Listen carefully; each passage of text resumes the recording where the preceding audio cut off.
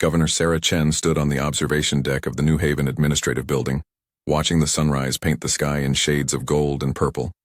The twin suns of the Kepler 442 system cast long shadows across the fertile valleys where wheat and corn grew in neat rows.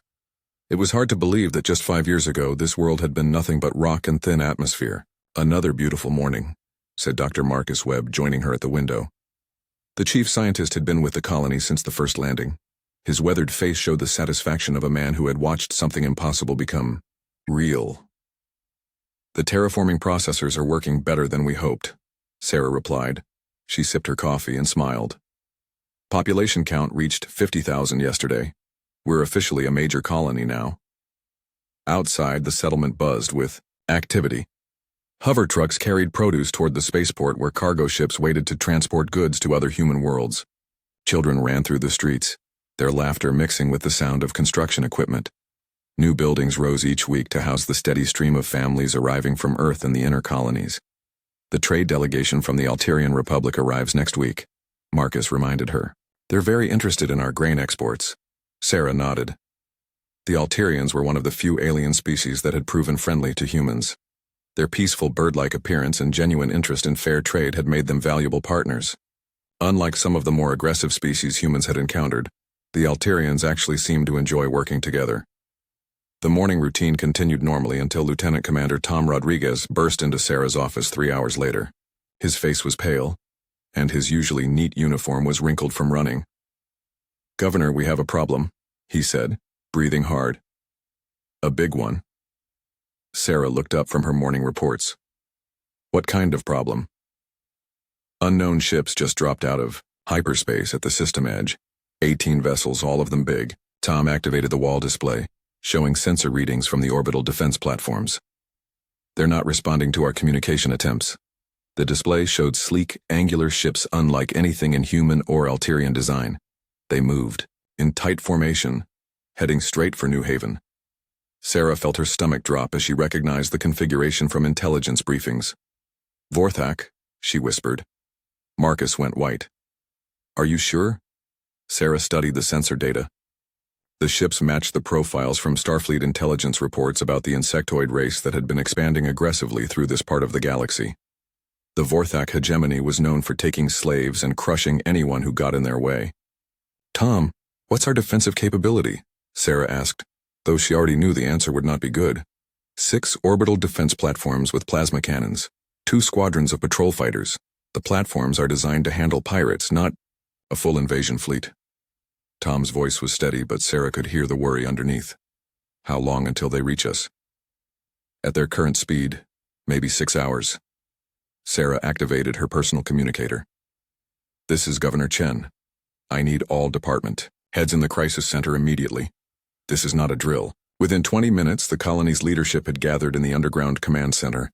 The room was small and cramped, designed more for weather emergencies than military attacks. Maps of the colony covered the walls, showing the locations of 50,000 people who were about to face an enemy they could not fight. "Options?" Sarah asked without preamble.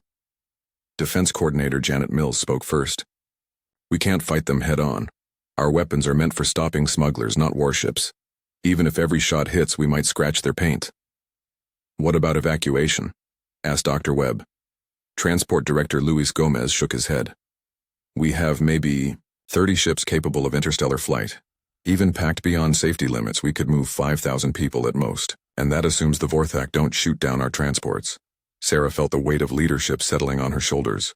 50,000 lives depended on her decisions in the next few hours.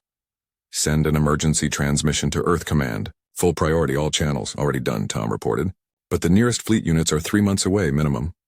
The room fell silent. Everyone understood what that meant. Whatever happened, New Haven was on its own. "Ma'am," Janet said quietly, "I recommend we prepare for ground defense. If they want to take prisoners instead of just destroying everything, we might have a chance." Sarah knew Janet was right, but the idea of surrendering her people to slavery made her sick. "Begin evacuation of non-essential personnel to the mountain shelters. Emergency protocols are now in effect. Tom, I want every able-bodied adult armed and trained on defensive positions within 4 hours." As the meeting broke up and people rushed to their tasks, Sarah remained in the command center staring at the tactical display. The Vorthak ships had moved closer, their formations spreading out to surround the planet. Soon, she would have to make the hardest decision of her life. 2 hours later, the alien ships entered orbit. Sarah watched from the command center as dark shapes blotted out sections of the star field. The vessels were massive, each one the size of a small city. Strange symbols glowed along their hulls and weapon ports opened like hungry mouths. "Incoming transmission," Tom announced. The main screen flickered, then showed a nightmare. The Vorthak commander was 7 feet tall with 4 arms and a head that looked like a cross between a praying mantis and a spider. Its compound eyes reflected the light as it spoke in a voice like grinding metal.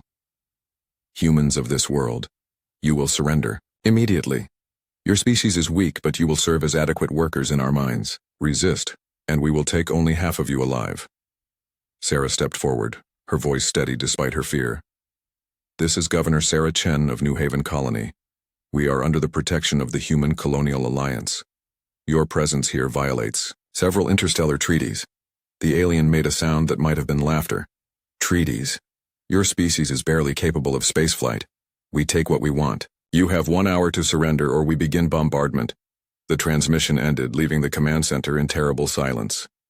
"Governor," Tom said softly, "what are your orders?"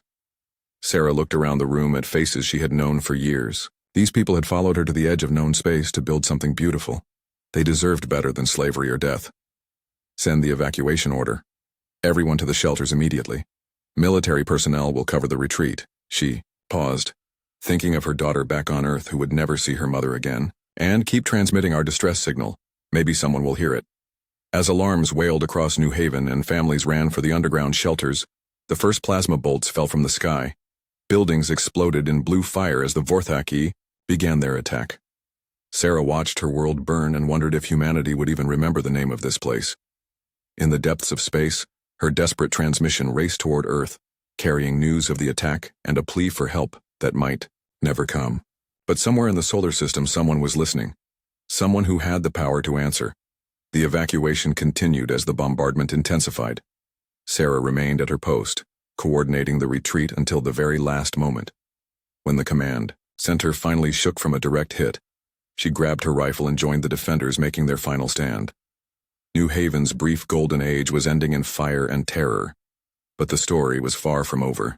Admiral Marcus Reeves sat in his office deep inside the Titan shipyards, staring at the emergency transmission that had arrived 20 minutes ago.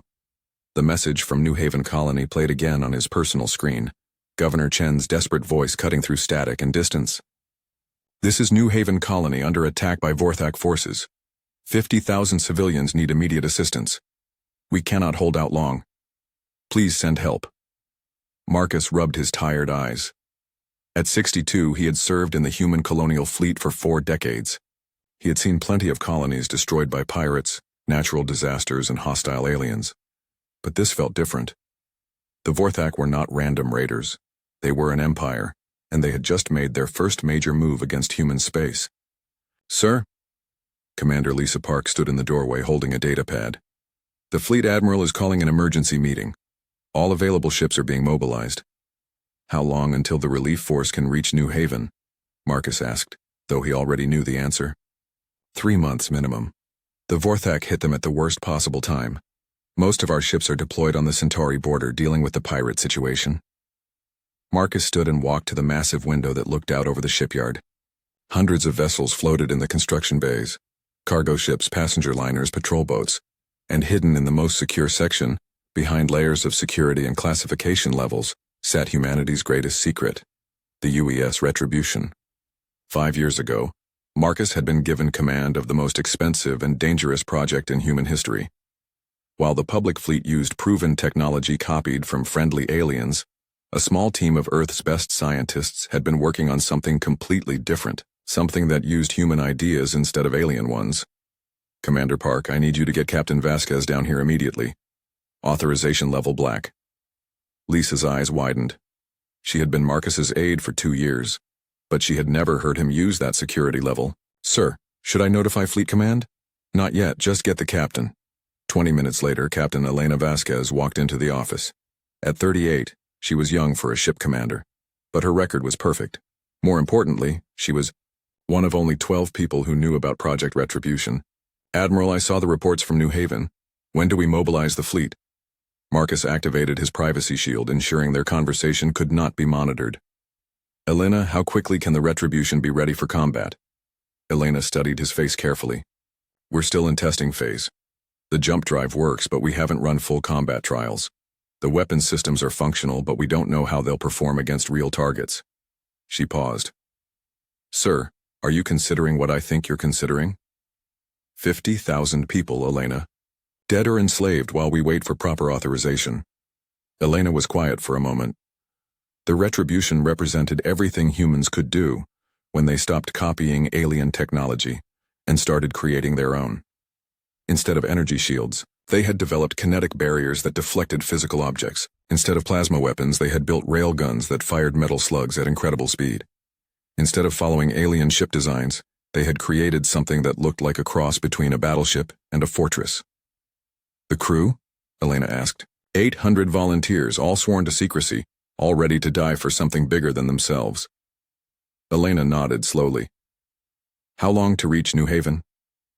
With the new jump drive, 18 days instead of 3 months. But Elena, if we do this, there's no going back. The Retribution will be exposed. Every alien species will know that humans have been developing secret weapons. And if we don't do this, 50,000 people die, and the Vorthak learn they can attack human colonies without consequences. Marcus smiled grimly. Elena understood the stakes. I can't order you to take this mission. It violates half a dozen regulations and probably ends both our careers. Admiral, with respect, regulations don't mean much to dead colonists. Elena stood up. Give me 2 hours to prep the crew. We launch at 1800 hours. As Elena left to gather her people, Marcus opened a secure channel to the construction bay. Control, this is Admiral Reeves. Begin final launch preparations for the Retribution. Authorization Omega Black. The response came back immediately. Sir, are you sure? We haven't completed all the safety tests. We don't have time for safety tests. The Retribution launches tonight. 2 hours later, Marcus stood in the observation lounge watching the most advanced ship in human history prepare for its first real mission. The Retribution was beautiful in a deadly way. 800 meters long and bristling with weapons that most humans had never heard of. Its armor was made from materials that could survive direct nuclear hits. Its engines could push it faster than any human ship had ever traveled. Elena's voice came over the communication system. All stations report ready. Crew is aboard and secured. Admiral, permission to depart? Marcus took a deep breath. He was about to risk humanity's greatest military secret on a rescue mission that might fail completely. If the Retribution was destroyed, it would be years before they could build another one. If it was captured, the aliens would learn all of humanity's secrets. But if it succeeded, the galaxy would learn that humans were not as weak as they appeared. Permission granted, Captain. Bring our people home. The Retribution's engines flared to life, pushing the massive ship away from the shipyard. Marcus watched until it disappeared into hyperspace, carrying 800 brave souls toward a battle they might not survive. In the ship's ready room, Elena addressed her crew over the internal communication system. Ladies and gentlemen, we're going to war. Our mission is to save 50,000 colonists from an enemy that thinks humans are weak and stupid. We're going to prove them wrong. Chief Engineer Yuki Tanaka raised her hand. Captain, what if the Vorthak have more ships than we can handle? Elena smiled coldly. Then we'll have to be creative. The aliens have never fought humans before. They don't know what we're capable of when we get angry. Colonel James Torres, the Marine commander, spoke up. Ma'am, what are our rules of engagement? Simple, Colonel. Any Vorthak ship that doesn't surrender immediately gets turned into scrap metal. Any Vorthak soldier who threatens civilians gets a bullet. We're not there to make friends. As the Retribution raced through hyperspace toward New Haven, Elena studied the intelligence reports on Vorthak military tactics. The aliens relied on overwhelming firepower and superior numbers. Their ships were tough, but they followed predictable patterns. They had never faced an enemy that fought the way humans did. Navigation. What's our arrival time? Elena asked. 17 days, 14 hours at current speed, Captain. Elena hoped they would not be too late. But even if New Haven had already fallen, the Vorthak were about to learn a painful lesson about attacking human colonies. In the depths of space, the most powerful warship humanity had ever built raced toward its destiny, carrying the hopes of 50,000 people and the future of human expansion into the galaxy. The prototype was going to war. Captain Elena Vasquez stood on the bridge of the UES Retribution as the ship dropped out of hyperspace at the edge of the Kepler 442 system. The main screen showed a sight that made her jaw clench in anger. New Haven, the beautiful colony world she had visited during its dedication ceremony, was scarred with burn marks from orbital bombardment. 18 Vorthak ships hung in space around the planet like vultures waiting for prey to die. Tactical report, Elena ordered. Lieutenant Commander Sarah Kim studied her displays. 18 hostile vessels confirmed. Composition is 12 destroyers, 5 cruisers, and 1 battleship, all significantly larger than standard human vessels. I'm detecting massive energy signatures from their weapon systems. Any sign of our people? Thermal scans show large concentrations of humans in underground shelters. It looks like most of the population survived the initial attack. Elena felt relief mixed with determination. They were not too late. Communications, open a channel. To the lead Vorthak vessel. The alien commander appeared on screen, his insect-like face showing surprise and what might have been amusement. Warlord Zekthal had been expecting human reinforcements eventually, but not a single ship arriving to challenge his entire fleet. I am Captain Elena Vasquez of the Human Colonial Fleet, she said, her voice steady and cold. You are ordered to withdraw from this system immediately and release any prisoners you have taken. Zekthal's compound eyes reflected the bridge lights as he made the grinding noise that served as Vorthak laughter. 1 ship. 1 small human ship against my entire battle group. Your species is even more foolish than we thought. You have 10 minutes to begin evacuation procedures. After that, we will consider any Vorthak vessel in this system to be a hostile target. The alien warlord leaned forward, his forearms gesturing dismissively. Little human, do you know how many worlds we have conquered? How many species kneel before the hegemony? Your pathetic colonies are nothing. Your ships are toys. We will take your people and sell them in the slave markets, and there is nothing you can do to stop us. Elena smiled, and there was no warmth in it. We'll see about that. You now have 9 minutes. The communication ended. Elena turned to her crew, seeing the same mixture of fear and excitement on their faces that she felt in her heart. They were about to make history, one way or another. All hands, this is the captain. Battle stations. Today we show the galaxy what happens when someone threatens human colonies. The Retribution had been designed specifically to fight alien vessels. Human engineers had studied every engagement between human and alien forces for the past 20 years, looking for weaknesses to exploit. What they found was that most alien races relied on the same basic technologies: energy shields, plasma weapons, and predictable tactics. The Vorthak attacked first, exactly as Elena had hoped. Their plasma cannons fired brilliant beams of superheated gas that could melt through the armor of any known human ship. The crew watched in fascination as the deadly energy struck the Retribution's kinetic barriers and simply disappeared. Kinetic barriers holding at 100%, reported Chief Engineer Yuki Tanaka. Their energy weapons can't touch us. Elena had been counting on this. While aliens had perfected energy-based weapons, humans had developed something different. The kinetic barriers used magnetic fields to deflect any physical object, but energy passed right through harmlessly. The aliens' most powerful weapons were useless. Return fire, target their lead destroyer, show them what human engineering looks like. The Retribution's main railgun fired a single shot. The metal slug, accelerated to 30% of light speed, hit the Vorthak destroyer amidships. The alien ship's energy shields, designed to stop plasma bolts, offered no protection against solid matter moving that fast. The destroyer simply came apart, its hull unable to absorb the kinetic energy of the impact. The Vorthak fleet hesitated for a moment, unable to understand what they had just witnessed. In all their centuries of conquest, they had never seen a weapon that could destroy a warship with a single shot. Target the next destroyer, Elena ordered. Fire at will. The second railgun shot punched through another Vorthak ship like it was made of paper. Debris scattered across space as the destroyer's reactor went critical and exploded in a ball of nuclear fire. Warlord Zekthal's voice crackled over the communication channel. What is this? What kind of weapons are you using? The kind that turn your ships into scrap metal, Elena replied calmly. Last chance to withdraw. Instead of retreating, the Vorthak began coordinated attack patterns. Their remaining ships spread out, trying to surround the lone human vessel while concentrating. Their firepower, plasma bolts from 16 ships converged on the Retribution, creating a light show that could be seen from the planet's surface. Barriers holding steady, Yuki reported. Their weapons still can't penetrate our defenses. But Elena knew they had problems. The railguns took time to recharge, and the aliens had quickly learned to keep moving. What had started as target practice was becoming a real battle. Tactical, give me options. Lieutenant Commander Kim worked frantically at her station. Ma'am, we can't hit them all before they close to boarding range. Their ships are tough. It takes multiple hits to bring down the larger vessels. Then we get creative. Engineering. What's the status on our secondary systems? Yuki grinned from her station.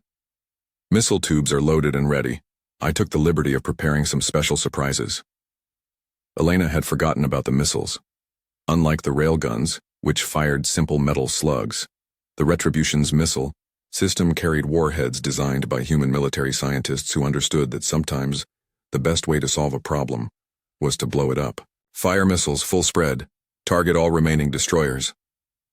Dozens of small objects streaked away from the Retribution, moving much slower than the railgun rounds but following erratic flight paths that made them hard to target. The Vorthak point defense systems managed to shoot down about half of them, but the rest reached their targets. The explosions were magnificent. Each missile carried a nuclear warhead enhanced with exotic matter that made the blast far more powerful than anything the aliens had seen before. 4 more destroyers disappeared in balls of expanding plasma. Warlord Zekthal realized he was facing something unprecedented. This single human ship was destroying his fleet with weapons that seemed to ignore everything he knew about space combat. All ships, concentrate fire on the human vessel. Ram them if necessary. The remaining Vorthak ships, 2 destroyers, 5 cruisers, and the massive battleship, closed in on the Retribution from all directions. Elena watched them approach and made a decision that would have terrified any sane ship captain. Helm, take us into the middle of their formation. Let's see how well they fight when we get up close and personal. The Retribution accelerated directly toward the enemy fleet, its kinetic barriers deflecting the increasingly desperate plasma fire. At point-blank range, the human ship's weapons became devastatingly effective. Railgun shots fired at near-zero range punched completely through the Vorthak cruisers, often hitting multiple targets with a single slug. The aliens found themselves trying to fight an enemy that could destroy them with ease while remaining completely untouchable. Within 20 minutes of the first shot, only Warlord Zekthal's battleship remained. The massive alien vessel, 3 times the size of the Retribution, tried to retreat toward the system's edge. Oh no you don't, Elena muttered. Helm, pursuit course. Tactical, target their engines. The final engagement was brief and brutal. The Vorthak battleship's heavy armor absorbed several railgun hits, but human weapons were designed to punch through any known material. When the alien ship's engines exploded, it drifted helplessly in space. Elena opened a final communication to the defeated warlord. This is Captain Vasquez. You attacked a human colony. You threatened human civilians. Consider this your education in why that was a mistake. The last railgun shot turned the Vorthak battleship into expanding debris. As the wreckage drifted past the Retribution's viewports, Elena addressed her crew. Ladies and gentlemen, we just sent a message to the galaxy. Anyone who attacks human colonies will face human consequences. The cheers that echoed through the ship could be heard all the way down to the engine room, where Chief Engineer Yuki was already planning modifications to make their weapons even more effective. 3 days after the destruction of the first Vorthak fleet, Captain Elena Vasquez stood in the Retribution's damaged bridge, reading reports that made her stomach drop. Long-range sensors had detected massive hyperspace signatures throughout the system. The Vorthak hegemony was sending reinforcements, and this time they were not taking any chances. How many? She asked Lieutenant Commander Kim. 47 ships confirmed, Captain. Multiple battleships, heavy cruisers, and what looks like a dreadnought. Kim's voice was steady, but Elena could see the worry in her eyes. They'll be here in 6 hours. Elena looked around the bridge at her crew. The past 3 days had been spent rescuing survivors from New Haven's surface and trying to repair battle damage. The colonists were safe aboard the ship, but the Retribution was operating at 60% capacity. Several primary systems had been damaged in the first battle, and they were running low on ammunition for their railguns. Engineering report. Elena called to Chief Engineer Yuki Tanaka. Yuki's voice came over the intercom from deep in the ship's bowels. Main engines at 70%. 2 railgun turrets offline. Kinetic barriers are working, but I can't guarantee they'll hold against that much firepower. We need at least a week to make proper repairs. Elena made her decision quickly. All Department heads to the ready room. We have a problem to solve. 20 minutes later, the ship's senior officers gathered around the conference table. Elena studied their faces. These people had followed her into an impossible battle and won. Now she was about to ask them to do it again with even worse odds. The Vorthak are coming back with everything they have, she began. We hurt their pride and now they want revenge. 47 ships against our one. Colonel James Torres, the Marine commander, leaned back in his chair. Ma'am, we can't fight that many ships in open space. Even with our advantages, the numbers are too overwhelming. What if we don't fight in open space? Asked Dr. Rebecca Chen, the ship's chief scientist. This system has an extensive asteroid belt. Lots of places to hide. Lots of material to work with. Elena felt a spark of hope. Explain. Guerrilla tactics, Captain. Hit and run attacks. Use the asteroids for cover and concealment. Make them hunt for us instead of giving them a clear target. Chief Engineer Yuki spoke up from the wall screen. I can rig some of the larger asteroids with explosive charges. Turn them into mines. When the Vorthak get close, boom. Instant space debris. Elena smiled for the first time in days. This was why she loved her crew. Give them an impossible situation, and they would find a way to make it work. Colonel Torres, what about boarding actions? The Marine commander's eyes lit up. Captain, I've been studying the wreckage from the first battle. Vorthak ships are tough on the outside, but their internal layout is inefficient. If we can get my Marines inside, we can cause a lot of damage. Dr. Chen, what can you tell us about Vorthak psychology? The scientist consulted her tablet. They're pack hunters by nature. Very hierarchical society. They follow orders without question, but they don't handle unexpected situations well. If we can disrupt their command structure, the rest of the fleet might lose coordination. Elena nodded. A plan was starting to form in her mind. All right, here's what we're going to do. We're going to give the Vorthak the fight of their lives, and we're going to use every trick humans have ever learned about warfare. The next 6 hours were a frenzy of preparation. The Retribution moved deep into the asteroid belt, positioning itself near a cluster of large space rocks. Yuki and her engineering teams worked frantically to turn asteroids into weapons, planting explosive charges and rigging them with remote detonators. Colonel Torres prepared his Marines for boarding actions, studying captured Vorthak equipment, and planning assault routes. Dr. Chen analyzed enemy communication patterns, looking for ways to disrupt their coordination. When the Vorthak reinforcement fleet arrived, they found an empty system. New Haven still showed the scars of bombardment, but there was no sign of the human ship that had destroyed their advance force. Warlord Grathtok, commander of the reinforcement fleet, was not taking any chances. His orders from the hegemony were clear. Find the human ship and destroy it completely. No prisoners, no survivors. The humans had embarrassed the Vorthak Empire, and that could not be allowed to stand. Spread the fleet in search formation, he ordered. Check every asteroid, every shadow. The humans are here somewhere. The Vorthak ships began methodically sweeping the asteroid belt, their sensors probing every hiding spot. It was patient, thorough work that suited their methodical nature. They found the Retribution hiding behind a massive asteroid near the belt's inner edge. What they didn't realize was that the asteroid had been turned into the largest bomb in human history. Contact, reported the Vorthak sensor operator. Human vessel bearing 27 Mark IV, range 12,000 kilometers. All ships, attack formation, Warlord Grathtok commanded. Destroy the human ship. As the Vorthak fleet converged on the asteroid, Elena watched from the Retribution's bridge. Wait for it, she whispered. Wait for it. When 25 enemy ships had moved within range of the rigged asteroid, Elena gave the order. Yuki, light it up. The explosion was visible from orbit around New Haven. The asteroid, packed with every explosive device the human engineers could create, detonated with the force of a small nuclear weapon. The shockwave caught 8 Vorthak ships at close range, tearing them apart or disabling them completely. Now, Elena shouted. All weapons fire!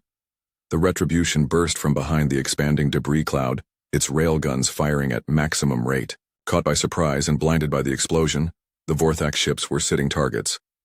4 more vessels died in the first 30 seconds of the engagement, but the aliens adapted quickly. The surviving ships spread out and began coordinated attacks, using their superior numbers to surround the human vessel. Plasma bolts filled space as the Vorthak unleashed everything they had. Barriers at 40% and falling, Yuki reported. I can't keep this up much longer. Elena made another desperate decision. Colonel Torres, prep your Marines for boarding action. We're going hunting. The Retribution charged directly at the nearest Vorthak cruiser, its kinetic barriers deflecting. The aliens' defensive fire. At the last second, the human ship fired magnetic anchors, locking the two vessels together. Marines, go, go, go, Torres shouted into his communicator.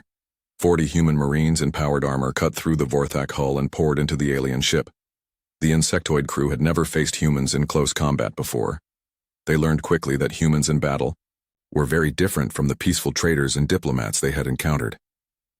The Marines moved through the alien ship like a force of nature, using explosives, plasma cutters, and personal weapons to destroy everything in their path. Within 10 minutes, the Vorthak cruiser was drifting helplessly, its reactor offline and its crew dead or retreating. 1 down, 38 to go, Torres reported cheerfully.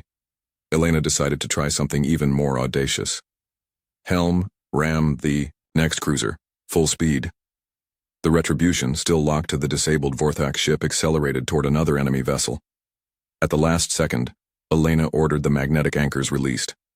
The disabled alien cruiser, pushed by the human ship's momentum, smashed into its sister vessel. Both ships exploded in a ball of twisted metal. "Captain, you're insane," Yuki said with admiration in her voice. "Insane is just another word for creative," Elena replied. "What else have we got?"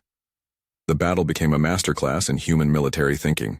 Every time the Vorthak adapted to one tactic, the humans tried something different. They used asteroids as projectiles, fired railgun shots that ricocheted off space debris to hit targets behind cover, and launched boarding parties at ships that thought they were safely out of range. Dr. Chen managed to hack into the Vorthak communication network, sending false orders that caused 3 enemy ships to accidentally fire on each other. Colonel Torres and his Marines captured a destroyer and used its weapons against the rest of the fleet. But the Vorthak had numbers and determination. As the hours passed, the Retribution took more damage. Systems failed, compartments were sealed off, and casualties mounted. The ship's medical bay overflowed with wounded crew members. "Captain?" Yuki's voice was strained. "We're running out of tricks.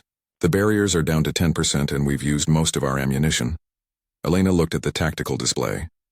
15 Vorthak ships remained, including their massive Dreadnought. The Retribution had fought brilliantly, but it was outgunned and outnumbered. "Engineering, what's the status on our jump drive?" "Functional, but barely." "Why?" Elena smiled grimly.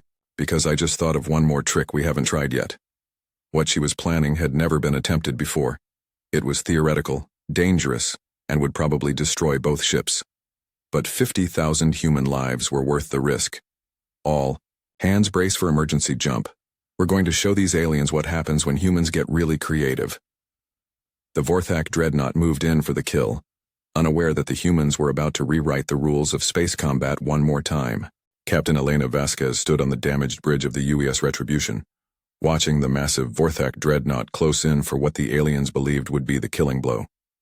The enemy ship was 3 times larger than her vessel, bristling with weapons that could crack planets. Around it, 14 other Vorthak warships formed a closing net, their plasma cannons charging for a coordinated strike that would overwhelm even the Retribution's remarkable defenses. "Distance to the Dreadnought?" Elena asked.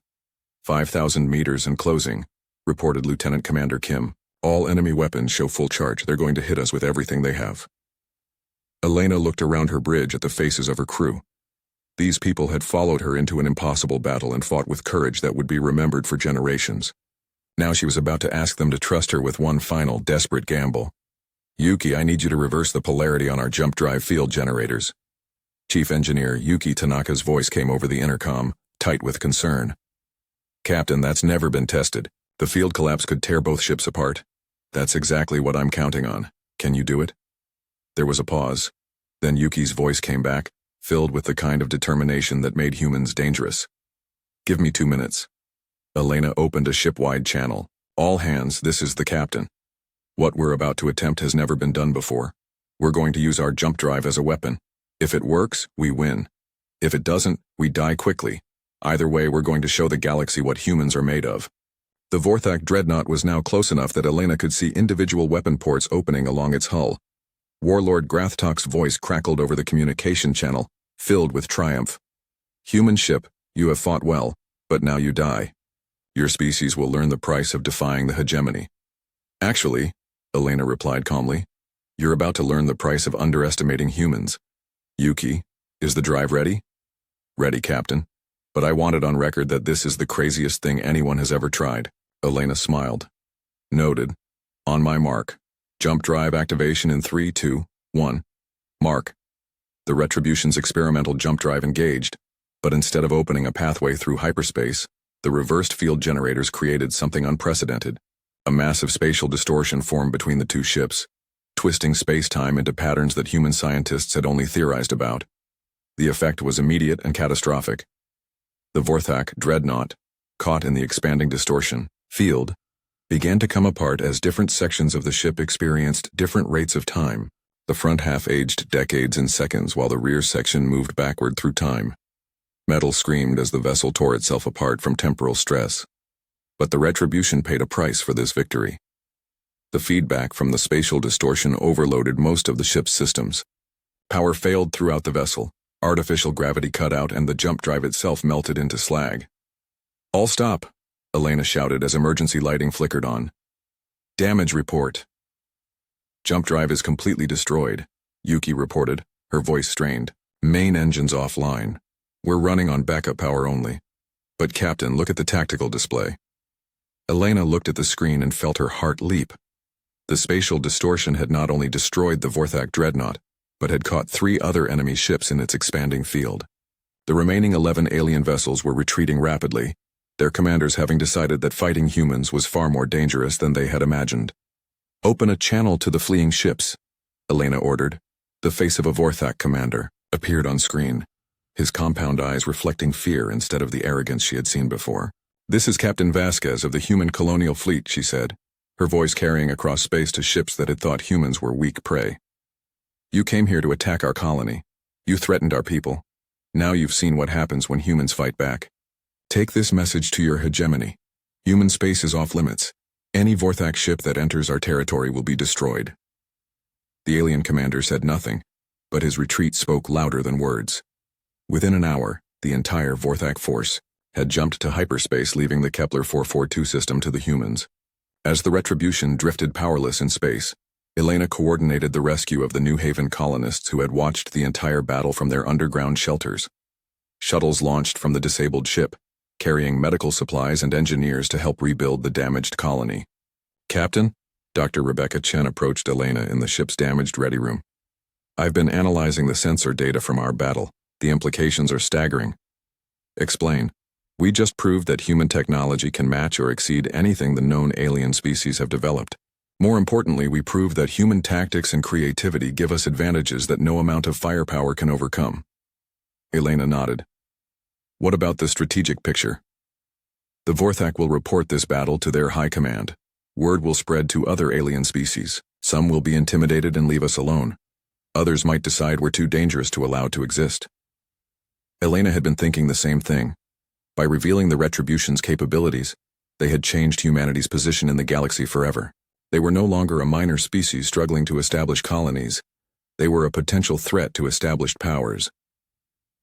3 days later, the first human rescue ships arrived in the system. Admiral Marcus Reeves himself came aboard the Retribution, finding Elena in the ship's observation lounge, watching repair crews work on the colony below. Captain, you've caused quite a stir, he said, sitting down beside her.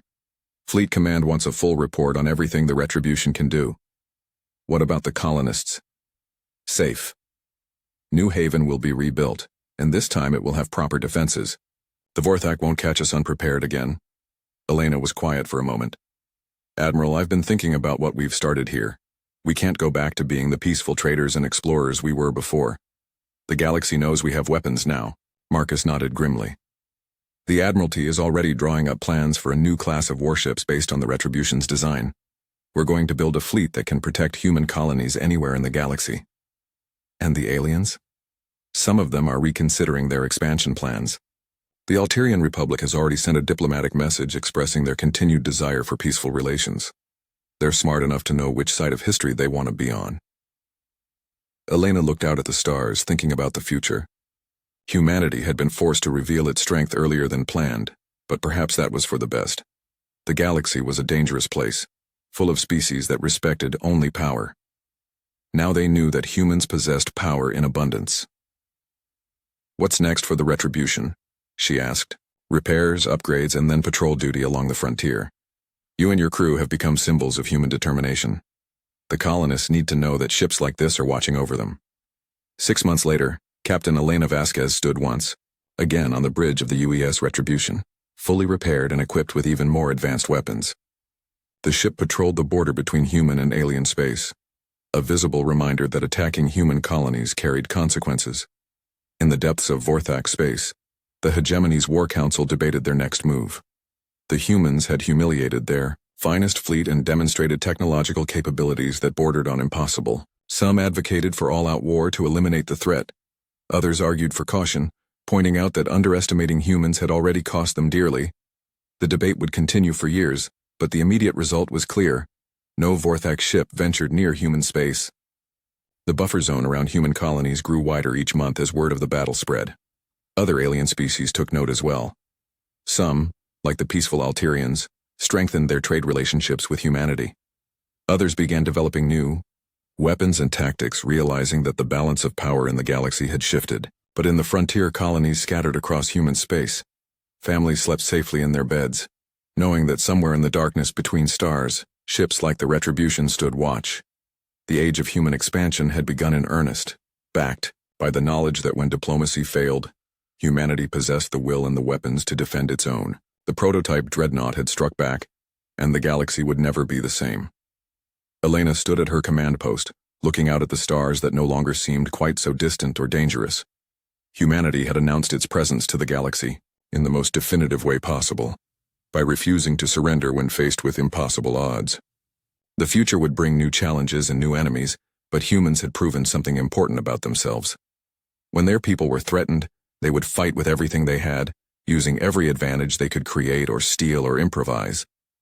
And that, Elena reflected, was perhaps the most human trait of all, the absolute refusal to give up no matter how bad things looked. The stars awaited, and humanity was ready for whatever came next.